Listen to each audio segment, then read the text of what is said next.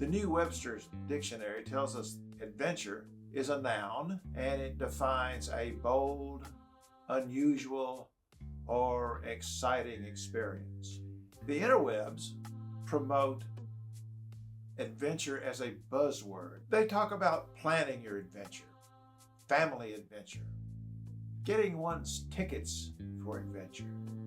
I do wonder, though, about getting one's ticket for adventure punched. These things I mentioned and more seem to refer to adventure as a goal, and that's a big deal. Such a big deal that I think adventure has become industry, fashion, trend, a thing, a cultural thing.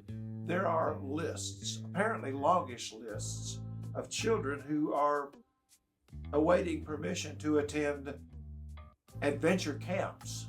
According to financially strapped sources, these camps can be pricey for sign-up and even pricier to attend. Back in the previous century, me and my crew of heathen friends were forced to endure adventure. Every summer, having been banished from our collective moms' clean kitchens until the next mealtime, we didn't know to call it having fun with our amphibian, avian, and reptile friends adventure. We just called it what it was. Down at Mill Creek, flipping over flat rocks. Later on in my life, and still way before the adventure as trend thing, while a junior petty officer in the United States Navy, we didn't call our nightly sojourns, "Let's go find some folks to surprise with sudden, overwhelming violence," adventures. We just called it going on patrol. After I got out of the service, I was in school in California, and I needed to travel inexpensively and quickly and efficiently back to Tennessee to attend my mom's birthday. I didn't call it 4,500 miles in 6 days on a Yamaha triple an adventure.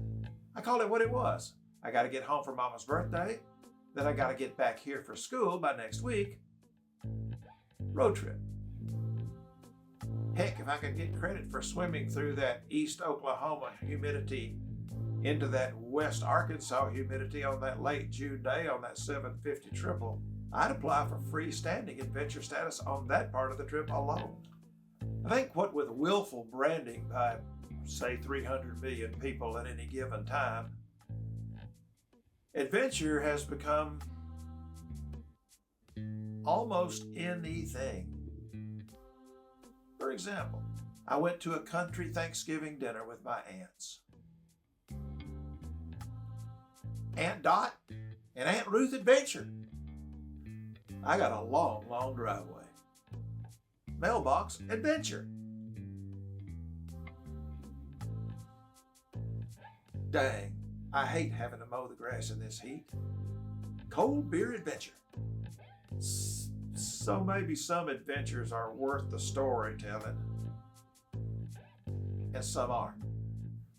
These days, to me, the term adventure needs some qualifiers, some rules of the road. Here's Mike's rules for adventure. I think I've come up with 9 of them so far. Motion, physical movement. That's a requirement of adventure for me. And while seeking adventure, we try to take advantage of any opportunity afforded us. I don't think napping, however fraught with flailing dream activity, does not make the cut. There's got to be a geographical aspect.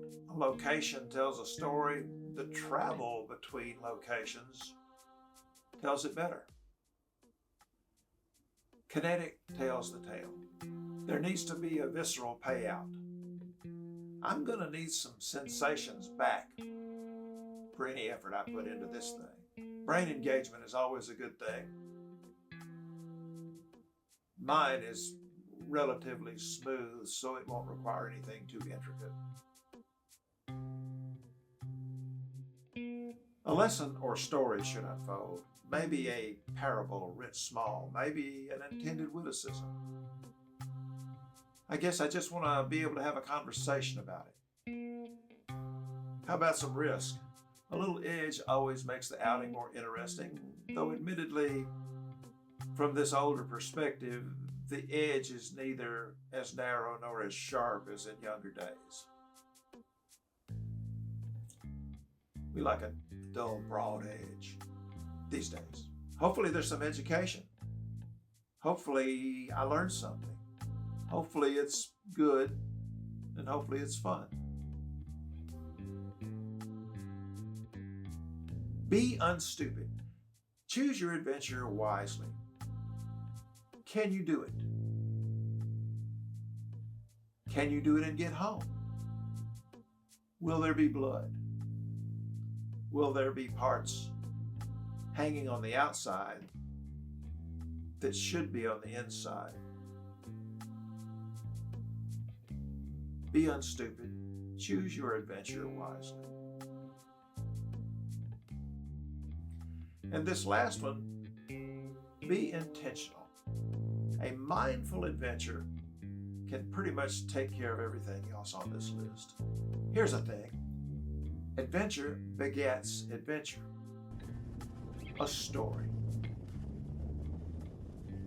I needed to buy a no-frills, basic lift table to help get motorcycles up off the floor to work on.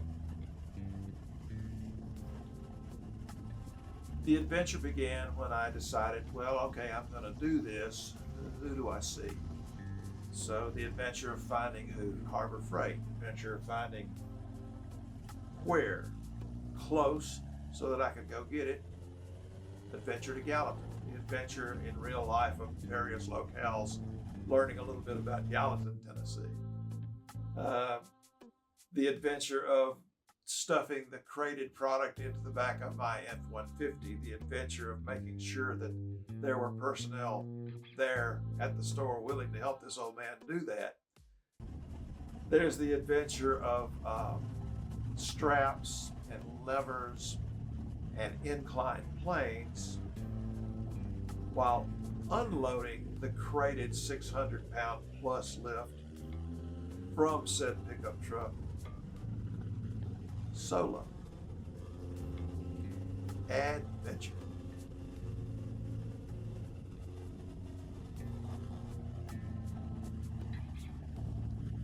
A good lesson here. Adventure is often several component adventures strung together in an interesting way.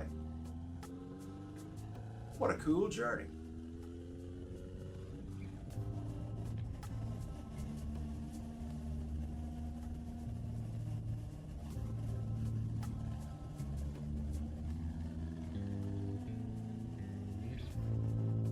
I've learned that my wiring requires adventure, positive adventure, a new something, a new goal, maybe some conflict and struggle in a carefully curated amount. So I like a goal, and I like the satisfied intent of getting to that goal. So I'm always wondering, what's the next suitable adventure for a fellow in my demographic? And more importantly, whatever that choice is, the adventure should count for something in the now. Let me explain. I'm 71 years old as of this effort today, and I often wonder how long I will have to, how much time I will have to look back fondly upon, hopefully by that time, long bygone adventures. Did I say that right? Does that make sense? I guess it's written, we don't know the time or the day, so a sense of urgency in my adventure, maybe that'll explain what I mean by it should have something for me in the now. Immediate gratification takes way too long. So along that theme, adventure of the short-term goal type suits me fine. We like to travel via pickup truck and camping trailer to distant locations and toss some meager photo skills at landscape imagery and other pic-centric activities. Having a visual as career background, the platform of social media is a perfect stage for me to show the adventures that are most satisfying. The motorbike part of the adventure is just a supported or supportive layer.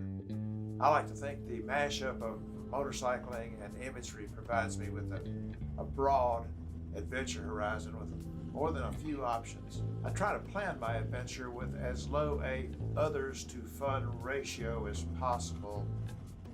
I don't require a lot of other folks around to have the kind of fun I enjoy. I don't know whether it's nature or nurture or planning or lack of planning. I have grown fairly comfortable with what we used to call independent duty. Not that I'm trying to say that's the only way of doing things. Your adventure may include everybody and his cousin, and if that's how you have fun and make your adventures happen the right way, more power to you. There's nothing wrong with that at all. Here's a thing, and maybe it's the point of the whole thing. A plan for adventure is a plan for the future. Plan for a future thing. From this great perspective, a future, or even just the planning for a future, is a great thing.